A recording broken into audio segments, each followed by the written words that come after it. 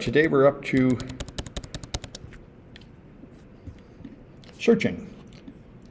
We did sorting last week, I think, and so now it's searching. Let me make this a little smaller, make sure it goes in the stream. All right, so here we'll talk about various techniques of searching. We've already had to do it quite a bit. I've mentioned the binary search several times to make the projects run faster, and we'll talk about them here. So if the linear search is the simplest one, and this one, the data does not have to be sorted. You have a bunch of data, you want to know if something's in there, so you just compare it to the first one. Is it equal? No. Next one, is it equal? No. Is it equal? No. And if it's not going to find it, you have to wait until you get to the end of the list. If you are going to find it, on average, you'll have to look halfway through the list before you find it. So that's complexity n. It's going to scale linearly with the length of the list. That's the simplest technique. All right. Obvious brute force technique. So that's one way. Now the jump search is a more interesting one. What you do is you break the list in, the list is already sorted, and you break it into chunks, like the square root of n. So if you have 100 items, you break it into groups of 10, so on. So then you just find the right block by looking at the end of each block. All you have to do is say, look at the largest element in each block and say, am I above or below that? That tells me whether I need to look at the next block or stay in this one. So you'll only have to do on the order of square root of n comparisons to find which block to look in. And then you just do a linear search through that, and that's only going to be the square root of n elements. So it's going to be 2 times the square root of n essentially. It's pretty simple, and that's the game here. So you have a list, you break it into blocks. Here it broke it into 4 blocks, and now you just compare it to these items on the end. Is it greater than equal to 3? Is it greater than equal to 6? Is it greater than equal to 9? You don't have to try every element. You just try the end of each block. That tells you whether it's the next block or this block. Once you find the right block, you just do a linear search of that, but it's shorter. So this gets you down to square root of n instead of n. All right, that's the game. All right. Then there's the binary search we've used many times, where instead of the list is sorted again, you compare it to a middle item, greater than or less than. Now you only need to look in one or the other half, and then you keep splitting it in half over and over. So you're only going to have to do log n comparisons. You're cutting it in half every time. So that's even better than the square root of n. And so here's what it looks like. You're searching for 43. You try this. Well, it's greater than 43, so it must be in this half. So you look in the middle of here. It's less than that, so it must be in this little region, and so you narrow it down. Each time you cut the size of the list you're hunting through in half. All right, and so you can do it iterative here, and you can do it recursive. And the recursive one is the one that's more interesting. So the recursive one, your function calls itself. You have recursive search, and so you take the midpoint, and then say is the midpoint, you find the midpoint by dividing the distance between the last and first by 2. And you have to use two slanted lines here because that's how you make an integer result instead of getting a half. And then you just use, is it greater than what I'm looking for or less? And then you do another binary search recursive calling the same function. So it's recursive, easier to write. All right, and you can find whether data is in a list pretty fast that way. Let me check for comments in the Twitch. Okay, no new comments. All right. So, all right, then there's interpolation search, which is if you not only is the list ordered, but you imagine that the elements are evenly distributed. So if that's true, then you can actually guess where it's going to be by just taking the maximum and minimum and assuming it's a straight line, just you predict where you expect to be.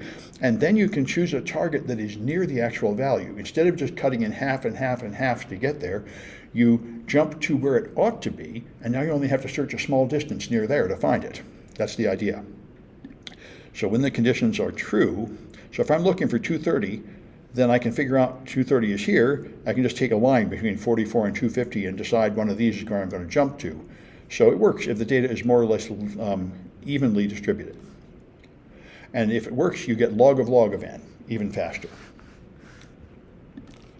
All right, then there's exponential search, which reminds me very much of what I did. I used to do protein physics, and one thing about proteins is they are complicated structures. They are not simple structures like simple molecules. They're more like a pile of sand. And if you watch how avalanches happen in piles of sand, they do not happen with a fixed time scale. Normal chemical reactions have a time scale, like half of it will be done in a millisecond, So 2 milliseconds, 3/4 of it will be done, 3 milliseconds, 7/8 of it will be done, and so on. There's one time scale, but large aggregates of unstructured material move with a power law time scale. There's fast motions and slower motions and yet slower motions, so we built a special device that would measure on many time scales.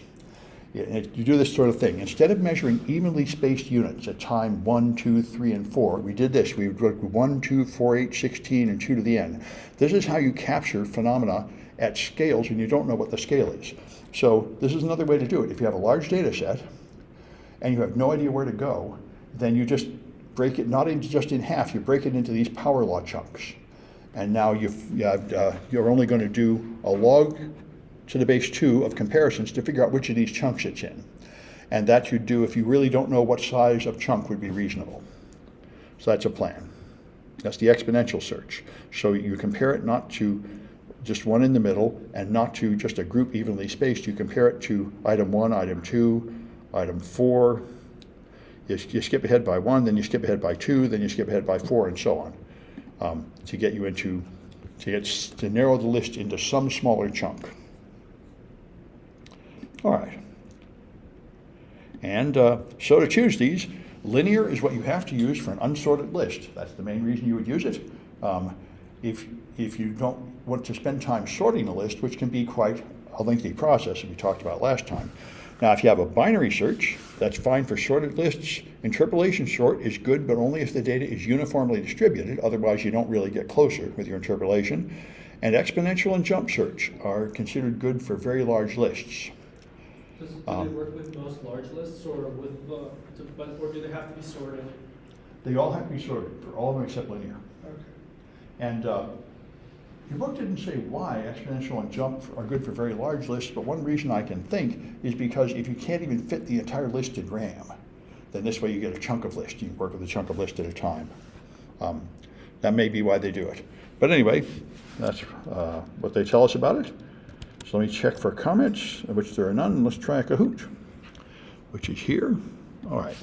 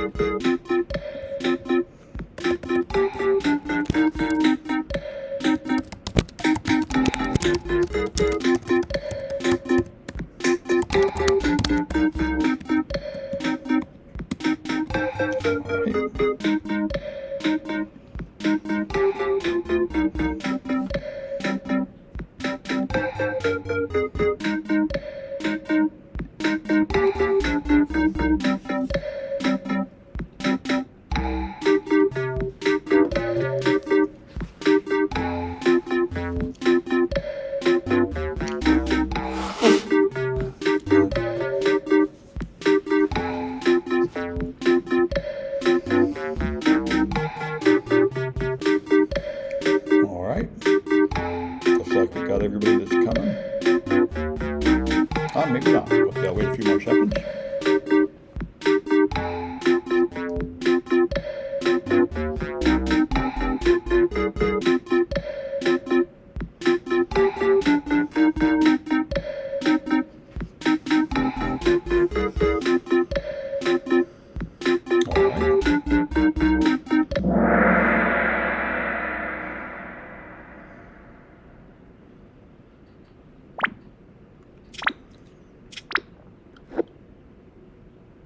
All right, so which algorithm works if the data is not sorted? The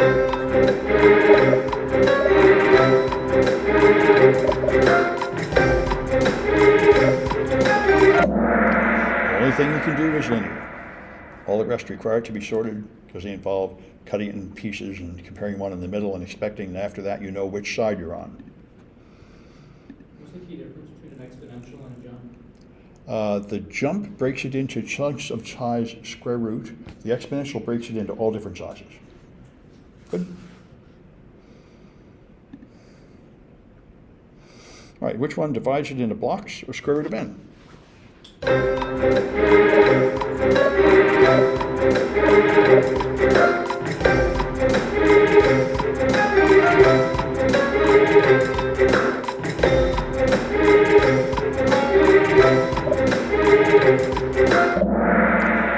Now, you notice something I've noticed before. Even when the question causes me to give an answer right before it, a bunch of people still get it wrong. This is a fact about teaching. People's attention is wandering and they're often not listening to you. That's why one of the arts of teaching is to repeat yourself in a way that isn't too boring, because you have to try to reach the moments of vulnerability when the students are actually paying attention. Anyway,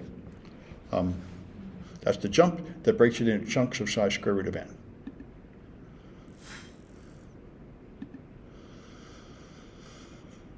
All right, which one is best for very large lists?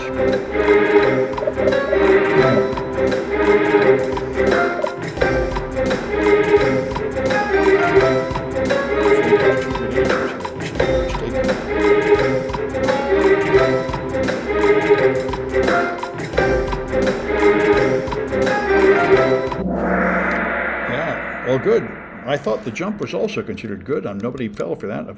That's what I thought. They were both great. Yeah, exponential and jump are best for very large lists. Apparently there's a statement in the book earlier that fooled me. Anyway, I shouldn't have had two options there. I'm glad you all chose the one I expected, but I should clean that up. Anyway, all right. Logically, I would think the exponential would be better because you don't even know what size to do, but the jump I can see would be good too. Anyway. All right, which one has complexity order of n?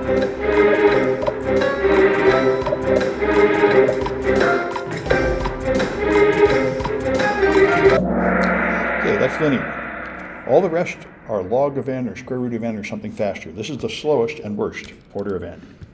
Linear.